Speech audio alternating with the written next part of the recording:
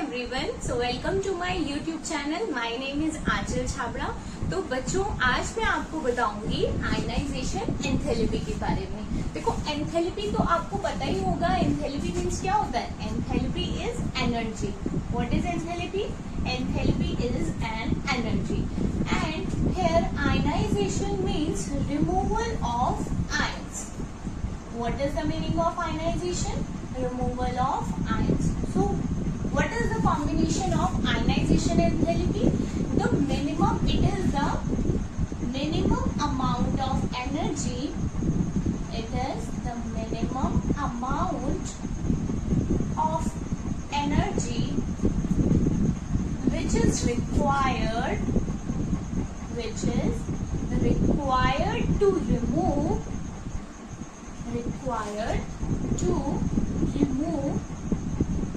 loosely bound electrons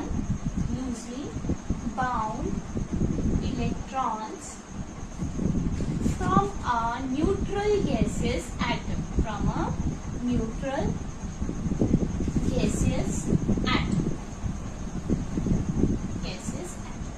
तो देखो, क्या है न्यूट्रल आयनाइजेशन एनर्जी? मीन्स हमें एक न्यूट्रल गैसेस एटम में से अगर एक इलेक्ट्रॉन रिमूव करना है तो उसमें जो एनर्जी हमको देनी पड़ेगी उस एटम को, वो क्या है? Ionisation enthalpy. लेट्स से देखो, हमारे पास एक कोई न्यूट्रल एटम है, M गैसेस एटम है, तो हमें क्या करना है? एक इलेक्ट्रॉन रिमूव करना है। इलेक्ट्रॉन हमको क्या करना है? रिमूव करना है। तो इसको जो हमें एनर्जी देनी पड़ेगी वो क्या होगी? Ionisation enthalpy. H means enthalpy और ये जो सिंबल होता है इसका मीन्स होता है आयनाइजेशन एंथैल्पी। और हम एक इलेक्ट्रॉन रिमूव कर रहे हैं तो हम इसको लिखते हैं फर्स्ट आयनाइजेशन एंथैल्पी। अब देखो, ये क्या था? न्यूट्रल गैसेस एटम ना, हमने इसमें से एक इलेक्ट्रॉन रिमूव कर दिया है। देखो, न्यूट्रल है मतलब equal number of positive charge है और equal number of negative charge है। हमने एक नेगेटिव चार्ज को रिमूव कर दिया, ठीक है? तो हमारे पास क्या बचा? एक्स्ट्रा कितना है? पॉजिटिव चार्ज है, तो ये क्या हो जाएगा? M प्लस इलेक्ट्रॉन माइनस, ठीक है? मतलब हमें क्या करना है? एक न्यूट्रल में से इलेक्ट्रॉन रिमूव करना है। तो अगर आपको इसमें से इलेक्ट्रॉन रिमूव करना है तो आपको कुछ ना कुछ एनर्जी देनी पड़ेगी, और जो आप एनर्जी दे रहे हो एक इलेक्ट्रॉन को रिमूव करने के लिए, उसको क्या बोलते हैं हम? Ionization enthalpy. आयनाइजेशन एंथैल्पी को हम आयनाइजेशन पोटेंशियल भी बोलते हैं। क्या बोलते हैं? Ionization potential. आयनाइजेशन पोटेंशियल या फिर आयनाइजेशन एनर्जी की जो यूनिट होती है वो होती है इलेक्ट्रॉन वोल्ट पर एटम या फिर कैलोरी पर एटम, और you can say kilo joule per atom, sorry per mole and this is also per mole, ठीक है? देखो, 1 इलेक्ट्रॉन वोल्ट जो होता है वो इक्वल होता है 1 इलेक्ट्रॉन वोल्ट पर एटम इक्वल होता है 3.83 इंटू 10⁻⁻20 कैलोरी पर एटम के, ठीक है? 1 कैलोरी पर 1 इलेक्ट्रॉन पर एटम इक्वल होता है 3.83 इंटू इतने पर एटम के। हमें किसमें कन्वर्ट करना है? कैलोरी पर मोल में। आपको पता है, क्या पता है आपको? Sorry, 1 mole is equals to क्या होता है? Avogadro number. What is Avogadro number? 6.022 into 10⁻23 atom, है ना? हमें क्या करना है? इसको एटम को मोल में कन्वर्ट करना है, तो हम क्या करेंगे? 3.83 इंटू 10⁻⁻20 इंटू 6.023 इंटू 10⁻23 कैलोरी पर मोल, ठीक है ना? हम उससे क्या करेंगे? मल्टीप्लाई कर देंगे। फर्स्ट चैप्टर में अगर आप 11th क्लास के स्टूडेंट हो, आपको पता होगा यूनिट फैक्टर मेथड में हम क्या करते हैं? अगर हमें इसको कन्वर्ट करना हो तो हम ऐसे कर सकते हैं ना, 1 मोल या फिर is equals to 1 is equals to 6.023 into 10⁻23 atom over mole. हम इसको ऐसे लिख सकते हैं, है ना? हमने इसको यहाँ पर ऐसे करके लिख दिया। एटम से पर एटम, ये पर एटम था ना, पर एटम से एटम कैंसिल हो गया और मोल को क्या लिख दिया? मोल इनवर्स, पर मोल या फिर मोल इनवर्स। ठीक है, अगर हमें कोई भी इलेक्ट्रॉन वोल्ट को, और देखो अभी ये किस में आया है, कैलोरी पर मोल में, अगर हमें जूल में या किलो जूल में कन्वर्ट करना हो तो हम कैसे करेंगे, आप इसको मल्टीप्लाई कर दोगे तो इसका आंसर आ जाएगा कैलोरी पर मोल में।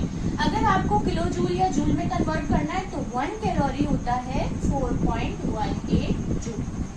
इससे आप इसकी पूरे नंबर्स की मल्टीप्लाई कर दो तो वो किसमें आ जाएगा, जूल में, और जूल से किलो जूल को आपको कन्वर्ट करना आता ही है ना। आप 11 क्यों, तो ये कन्वर्जन तो इजी है। ठीक है, इसको हम ऐसे कन्वर्ट कर लेंगे। तो अब देखो ये जो आयनाइजेशन एंथैल्पी होती है, आयनाइजेशन एंथैल्पी डिपेंड करती है, या इसको 5 फैक्टर्स अफेक्ट करते हैं। आयनाइजेशन एंथैल्पी को 5 फैक्टर्स अफेक्ट करते हैं। कौन कौन से हैं वो 5 फैक्टर? पहला फैक्टर है,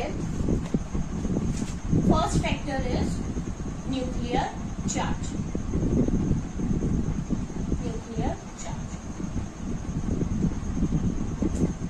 देखो मैं बोल रही हूं higher the nuclear charge will have higher ionisation potential. Higher nuclear charge will have higher ionisation potential. Higher ionisation या पोटेंशियल या फिर एनर्जी। क्यों बोल रहे हैं ऐसा? देखो higher the nuclear charge will have higher ionisation potential. अगर कोई एटम के पास न्यूक्लियर चार्ज बहुत ज्यादा है, मीन्स पॉजिटिव चार्ज ज्यादा है, तो वो एटम को क्या करेगा, क्लोजली पैक करेगा, मतलब उसमें से इलेक्ट्रॉन रिमूव नहीं होने देगा। अब इलेक्ट्रॉन रिमूव नहीं होने देगा तो मीन्स एनर्जी बहुत ज्यादा लगेगी ना उसमें से रिमूव होने के लिए। देखो जैसे कोई एटम है, मैं बोल रही हूँ लेफ्ट टू राइट जाने पर क्या होता है, न्यूक्लियर चार्ज इंक्रीज होता है ना। न्यूक्लियर चार्ज इंक्रीज होता है मतलब इलेक्ट्रॉन जो है न्यूक्लियस से टाइटली बाउंड हो जाते हैं। अगर इलेक्ट्रॉन टाइटली बाउंड होंगे तो आयनाइजेशन मतलब इलेक्ट्रॉन को निकालने में बहुत ज्यादा एनर्जी लगेगी ना, इसीलिए मैं बोल रही हूँ higher nuclear charge will have higher ionisation energy. ठीक है ना, लेफ्ट टू राइट जा रहे हो तो न्यूक्लियर चार्ज क्या होगा, बढ़ेगा। न्यूक्लियर चार्ज बढ़ेगा मीन्स इलेक्ट्रॉन्स अट्रैक्ट होंगे towards nucleus. Electron attract towards nucleus, है ना। अब न्यूक्लियस से अट्रैक्ट होंगे तो हमें क्या करना है, आयनाइजेशन एनर्जी में इलेक्ट्रॉन को रिमूव करना है। इलेक्ट्रॉन को रिमूव करने में एनर्जी देनी पड़ती है। इलेक्ट्रॉन अट्रैक्टेड है न्यूक्लियस की तरफ तो ज्यादा एनर्जी देनी पड़ेगी ना इलेक्ट्रॉन को रिमूव करने के लिए। That's why I am saying that higher nuclear charge will have higher ionization energy. Hope it is clear. Second is atomic size. Atomic size. देखो बच्चों, एटॉमिक साइज आपको ये पता होगा कि आप टॉप टू बॉटम जाते हो, top to bottom atomic size क्या होता है, इंक्रीज होता है ना। इंक्रीज क्यों होता है, क्योंकि नंबर ऑफ शेल क्या हो जाती है, इंक्रीज होती है। Top to bottom atomic size increases. Top से बॉटम जा रहे हो तो क्या है, पीरियोडिक टेबल में एटॉमिक साइज क्या होता है, इंक्रीज होता है। इंक्रीज क्यों होता है, क्योंकि नंबर ऑफ शेल जो जाती हैं बढ़ जाती हैं, और जो न्यूक्लियस की तरफ, न्यूक्लियस से आउटर शेल का जो कनेक्शन होता है या अट्रैक्शन होता है वो बहुत कम हो जाता है। कम हो जाता है तो ये क्या करते हैं, शेल बढ़ती जाती है तो एटॉमिक साइज क्या हो जाता है, इंक्रीज होता जाता है। अब एटॉमिक साइज इंक्रीज हो गया तो इलेक्ट्रॉन क्या है, इतने ज्यादा अट्रैक्ट नहीं है। तो मैं बोल रही हूँ जितना ज्यादा एटॉमिक साइज उसका होगा उतनी कम उसका आयनाइजेशन एनर्जी होगा। So higher the atomic size lower will be the ionisation energy. जितनी ज्यादा एटॉमिक साइज होगा आयनाइजेशन उतनी कम होगी। क्यों होगी कम, क्योंकि देखो एटॉमिक साइज बढ़ रहा है, इलेक्ट्रॉन का न्यूक्लियस से अट्रैक्शन बहुत कम हो रहा है, तो क्या है इलेक्ट्रॉन इजिली निकल जाएंगे ना, मीन्स कम एनर्जी देनी पड़ेगी हमें इलेक्ट्रॉन को रिलीज कराने के लिए, है ना। तो higher the atomic size lower will be the ionisation energy. Third factor जो अफेक्ट करता है आयनाइजेशन एनर्जी को इज दैट स्क्रीनिंग और you can say shielding effect. Screening और शील्डिंग इफेक्ट। देखो शील्डिंग इफेक्ट क्या होता है, शील्डिंग इफेक्ट क्या होता है, देखो हम टॉप से बॉटम जा रहे हैं एटॉमिक साइज में, तो एटम में टॉप टू बॉटम जा रहे हैं तो एटॉमिक साइज क्या हो रहा है, इंक्रीज हो रहा है ना। देखो अगर मैं बोल रही हूँ लेफ्ट टू राइट जा, न्यूक्लियर चार्ज क्या होता है, इंक्रीज होता है, इलेक्ट्रॉन क्लोजली पैक्ड हो जाते हैं। टॉप टू बॉटम जा रहे हैं तो जितने इलेक्ट्रॉन, देखो इलेक्ट्रॉन जितने होते हैं, atomic number is equals to number of electron और is equals to number of proton भी तो होता है ना, नंबर ऑफ प्रोटॉन होता है। प्रोटॉन मीन्स इस पे पॉजिटिव चार्ज है, न्यूक्लियर चार्ज जिस पे ज्यादा है। तो देखो अगर आप टॉप टू बॉटम जा रहे हो तो जितना एटॉमिक नंबर इंक्रीज हो रहा है, मींस जितने इलेक्ट्रॉन इंक्रीज हो रहे हैं उतने तो प्रोटॉन भी इंक्रीज हो रहे हैं, तो न्यूक्लियर चार्ज भी तो एज वेल बढ़ रहा है ना, जितने इलेक्ट्रॉन बढ़ रहे हैं तो उनका साइज क्यों बढ़ जाता है, साइज क्यों बढ़ता है। देखो अगर कोई मल्टी इलेक्ट्रॉन वाला एटम है, मल्टी इलेक्ट्रॉन मीन्स कोई एटम जिसके पास नंबर ऑफ शेल या फिर नंबर ऑफ इलेक्ट्रॉन जो है बहुत ज्यादा है, तो उस केस में क्या होता है कि जो न्यूक्लियस है उसका, इससे हम बोलते हैं कि अट्रैक्शन बहुत कम हो जाता है। क्यों अट्रैक्शन कम होता है, लेट्स से इसके पास 2 इलेक्ट्रॉन है, इस शेल के पास, इसके पास 8 इलेक्ट्रॉन है and it has 18 and it is also have 18 electron. तो देखो क्या हो रहा है, ये 18 electron opposite charge attract each other and same charge ripple each other ना, यहाँ पर भी इलेक्ट्रॉन है 18 इलेक्ट्रॉन, यहाँ पर भी इलेक्ट्रॉन है 18, तो ये वाले इनर इलेक्ट्रॉन आउटर इलेक्ट्रॉन पर क्या करते हैं, रिपल्शन करते हैं, ठीक है। इनर वाले इलेक्ट्रॉन आउटर इलेक्ट्रॉन पर रिपल्शन कॉज करते हैं, जिसकी वजह से इसका न्यूक्लियस से अट्रैक्शन बहुत कम हो जाता है। वो क्या करते हैं, रिपल्शन करते हैं, मतलब साइज बढ़ जाएगा। इसीलिए हम बोलते हैं टॉप टू बॉटम आने पर एटॉमिक साइज इंक्रीज होता है, क्योंकि शील्डिंग इफेक्ट उसमें लग जाता है और शील्डिंग इफेक्ट ओवरकम कर जाता है न्यूक्लियर चार्ज पर। तो शील्डिंग इफेक्ट क्या है, it is the repulsive force between the inner shell electrons to the outer shell electron. जितना ज्यादा स्क्रीनिंग इफेक्ट होगा उतना ही कम आयनाइजेशन एनर्जी होगी। देखो higher the shielding effect lower will be ionisation enthalpy. क्यों बोल रहे हैं ऐसा, क्योंकि देखो अगर शील्डिंग इफेक्ट इंक्रीज हो रहा है, मींस शील्डिंग इफेक्ट इंक्रीज हो रहा है, इनर इलेक्ट्रॉन जो है आउटर इलेक्ट्रॉन पर रिपल्शन कर रहे हैं, तो एटॉमिक साइज इंक्रीज हो जा रहा है। एटॉमिक साइज इंक्रीज हो रहा है मतलब न्यूक्लियस से अट्रैक्शन कम हो रहा है, मींस जो आउटर इलेक्ट्रॉन है वो क्या है, लूजली बाउंड है। लूजली बाउंड है तो इलेक्ट्रॉन आसानी से रिमूव हो जाएंगे। आप जरा सी एनर्जी दोगे तो इलेक्ट्रॉन क्या हो जाएंगे, रिमूव हो जाएंगे। तो तभी इलेक्ट्रॉन को रिमूव कराने के लिए जो हम एनर्जी दे रहे हैं वो कौन सी एनर्जी है, आयनाइजेशन एनर्जी। तो higher the screening effect lower will be the ionisation enthalpy, ठीक है। अब फोर्थ जो इफेक्ट लग रहा है इस पे, that is penetrating effect. Penetrating effect क्या होता है, देखो पेनिट्रेट का मीन्स क्या होता है, सबसे अंदर वाला ना, अंदर वाला।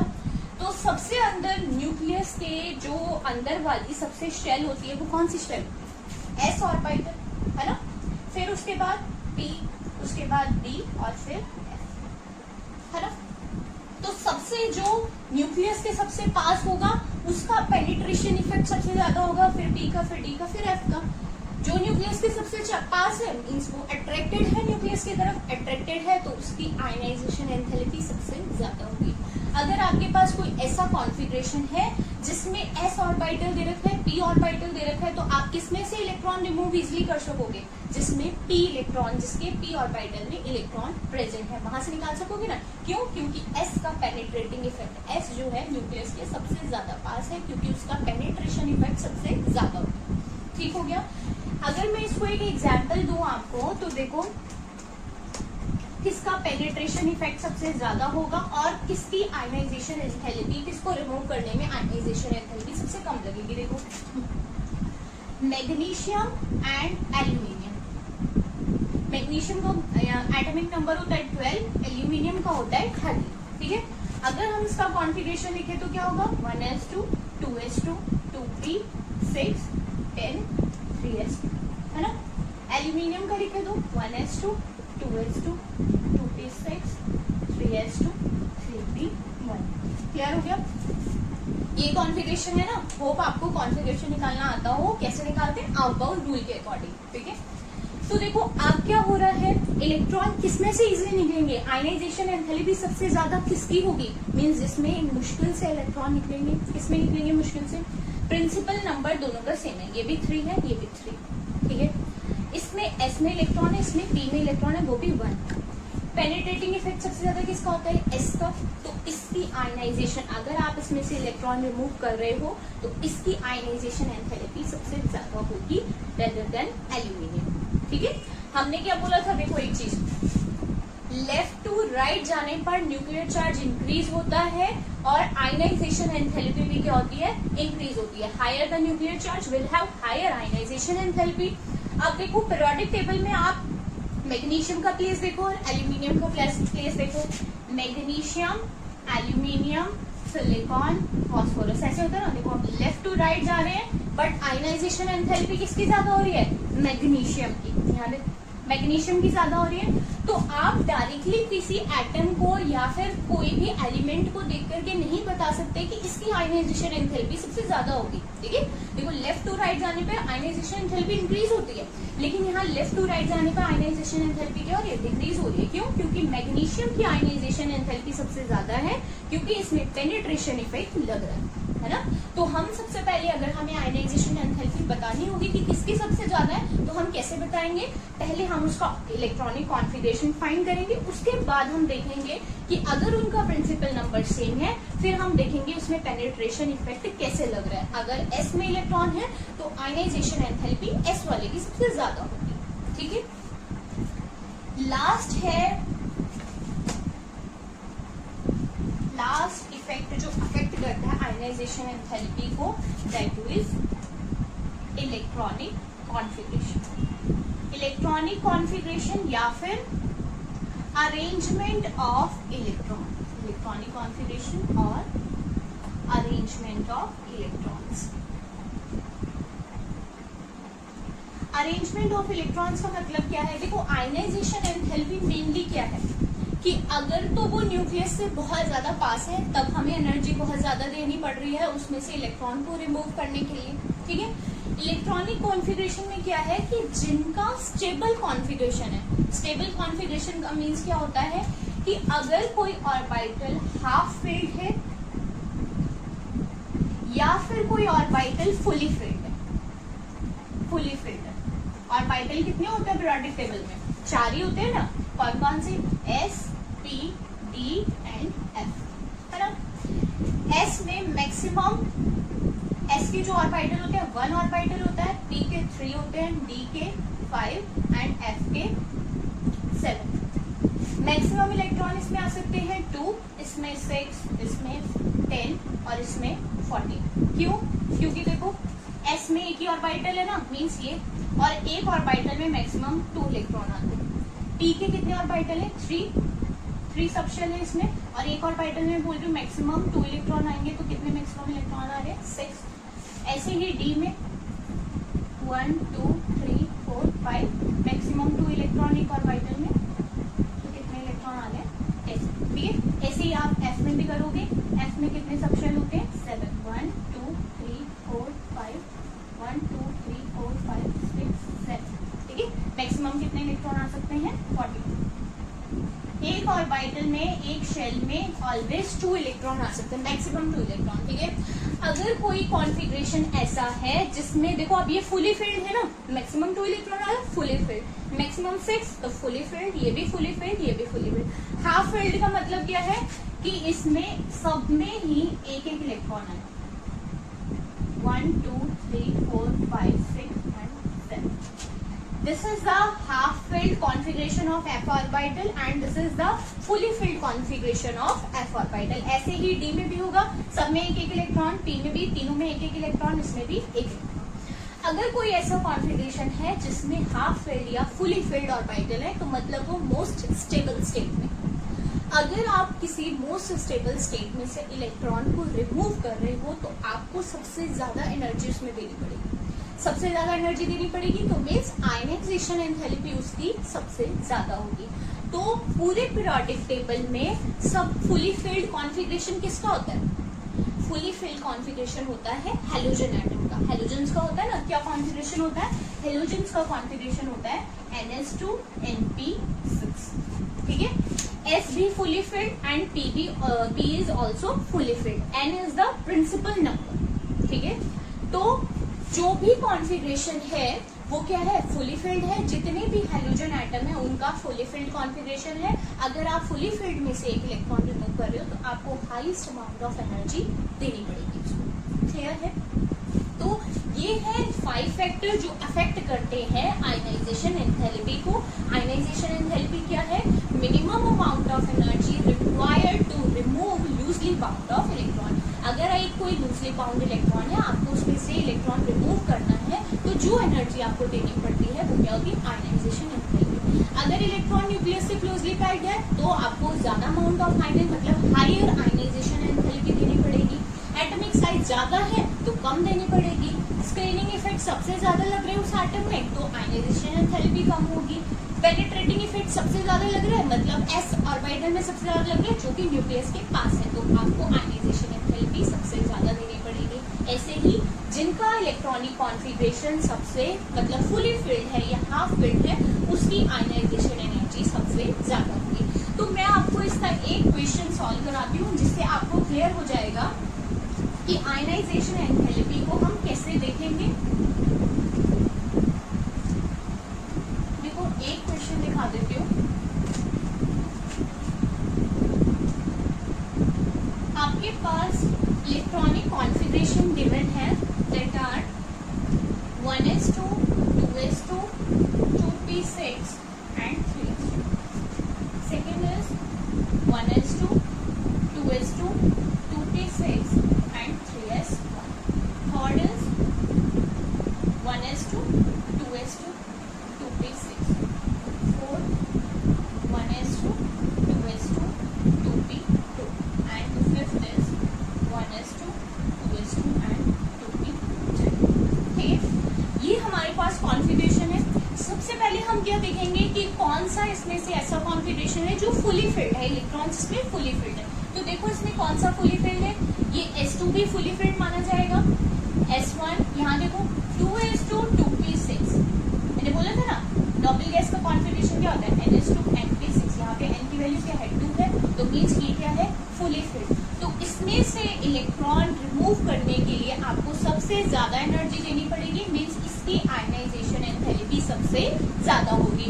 अगर हम इसका ऑर्डर लिखें तो थर्ड में हमें सबसे ज्यादा आयनाइजेशन एंथैल्पी देनी पड़ेगी, मीन्स सबसे ज्यादा एनर्जी देनी पड़ेगी। इसके बाद किसमें देनी पड़ेगी? देखो 2s2, 2p2, 2s2, 2p3।